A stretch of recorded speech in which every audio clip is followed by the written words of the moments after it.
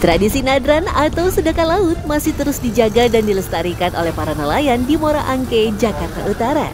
Mereka melarung berbagai sesaji ke tengah laut sebagai bentuk persembahan dan ucapan terima kasih. Lalu, mengapa hingga kini masyarakat sekitar percaya melarung akan membuat hasil tangkapan mereka semakin melimpah?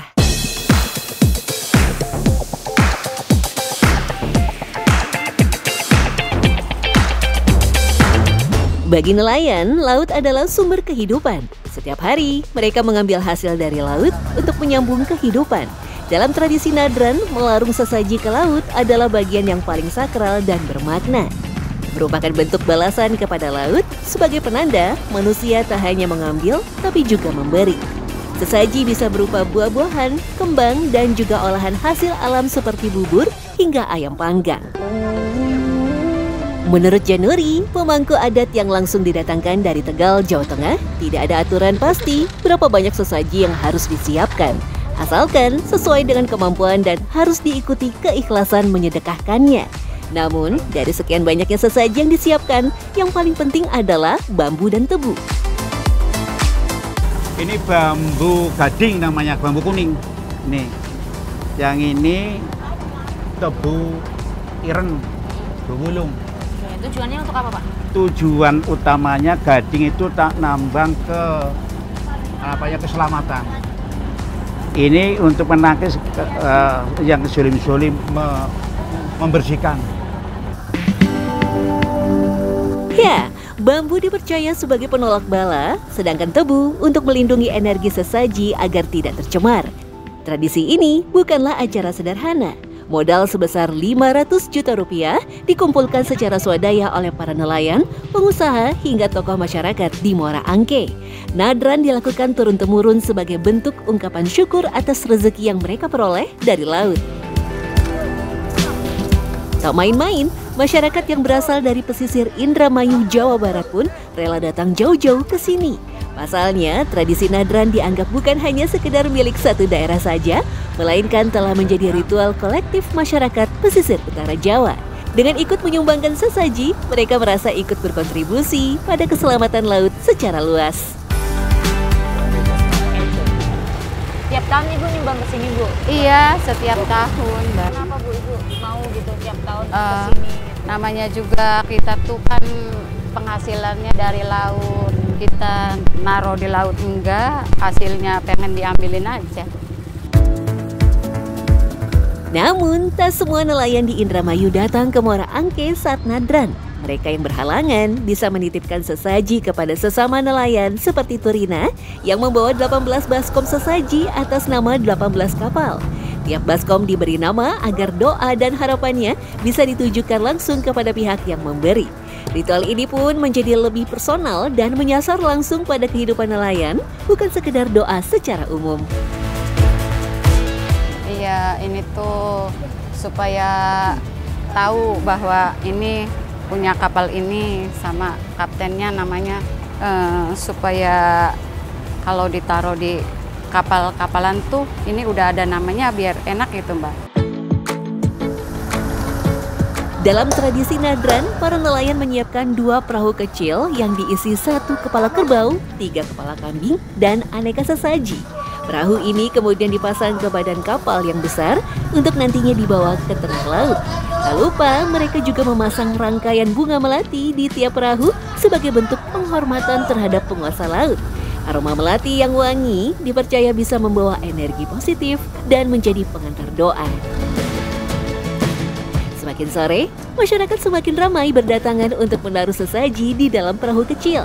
Di sisi lain, para nelayan juga menghiasi kapal besar dengan aneka minuman kemasan warna-warni sebagai simbol kemeriahan dan suasana yang penuh sukacita. Untuk minumannya sendiri ada khusus nggak, Pak? Kayak harus minuman ini atau bisa yang lainnya? Nah, kalau minuman ini berbagai macam minuman sih, ada yang lain. Misalkan kita pengennya agak meriah, tergantung kita pengennya. Minuman kemasan bukan sekedar hiasan, tapi melainkan masih dianggap sebagai bagian dari persembahan sesaji. Sehingga baru boleh diambil atau diminum nantinya jika proses ritual pelarungan sudah selesai. Butuh seharian penuh mempersiapkan segala kebutuhan nadran. Hari H tiba, puluhan kapal serta 2 perahu kecil berangkat dari Muara Angke menuju perairan laut di kawasan Kepulauan Seribu. Selama perjalanan, darah kerbau yang sudah ditampung dalam ember disertai bunga melati dipercikan ke laut menggunakan kembang pinang. Tujuannya untuk mensucikan atau menyegarkan energi laut sebelum ritual utama dimulai. Jalanan menuju titik pelarungan sesaji makan waktu 1 jam. Jika tak terbiasa, berada di atas perahu bergoyang karena ombak laut bisa membuat pusing dan mual. Tapi rasa tak nyaman seketika terbayarkan ketika kapal sudah sampai di kawasan Pulau Bidadari. Disinilah 2 perahu kecil beserta isinya dilarung ke tengah laut.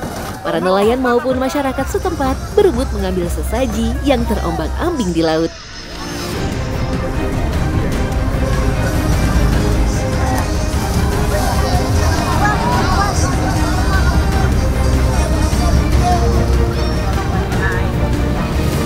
Mungkin nanti insya Allah karena mereka nelayan kita ini memiliki kepercayaan, ya itulah mencari keberkahan. Tak ada yang mengambil airnya, ada yang mengambil lawan putihnya, ada yang mengambil, ya ada yang di dalam isi di perahu sesaji tersebut. Karena itu ibaratnya sajen, Bu. Karena kalau yang di dalam perahu sesaji itu semua para nakoda, nelayan, ABK, semua pada memberikan rezekinya ke perahu sesaji tersebut. Saat prosesi larung, para nelayan memandikan kapal dengan air laut yang telah bercampur sesaji. Mereka percaya air ini membawa berkah. Warga lain pun menggunakannya untuk mencuci muka, bahkan mandi. Seperti yang dilakukan Andri, warga Muara Angke yang berharap usahanya lancar. Untuknya saya nyebur, setiap tahun kan saya dapat syarat dari nenek saya, buyut buat syarat. Kalau setiap tahun kamu ada nardan begini, ambillah kain putih sama airnya. Udah itu doang, buat syarat taruh di kerjaan kamu. Tradisi nadran sejatinya berasal dari pesisir pantai utara Pulau Jawa, khususnya Indramayu dan Cirebon.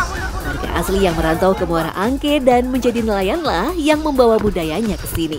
Di daerah asalnya, nadran dilakukan setahun sekali. Sementara di Jakarta, tradisi melarung dilakukan 2 tahun sekali, mengingat biayanya yang cukup besar. Tak ada bulan ataupun tanggal khusus untuk menyelenggarakan nadran, karena mereka memilih hari dan tanggal berdasarkan perhitungannya sendiri. Di daerah asalnya, nadran bisa dilakukan selama 7 hari berturut-turut. Acaranya pun bisa dibilang jauh lebih meriah daripada nadran di Muara Angke. Akan tetapi, kesuksesan nadran tidaklah dilihat dari besar atau kecil acaranya, melainkan dari keikhlasan dan dampak akhir yang dirasakan nantinya oleh para nelayan. Supaya kita jangan sampai mendapatkan hal-hal yang tidak baik. Contoh dari rawan kebakaran, contoh rawan musibah para nelayan, contoh nelayan hasilnya berkurang. Ya siapa tahu diadakan acara seperti ini, diberikan kesedekahan dengan pesta laut ini, mudah-mudahan dijauhkan dari mara bahaya di darat maupun di laut, maupun nelayan mendapatkan rezeki yang berlimpah. Tradisi nadran adalah warisan leluhur pesisir yang terus hidup di tengah hiruk-pikuk kota metropolitan. Masyarakat setempat telah membuktikan menjaga tradisi tanpa kehilangan makna bisa dilakukan meski zaman berubah. Selama laut masih memberi rezeki, selama angin masih mengantar pulang perahu, nadran dipastikan akan tetap selalu ada.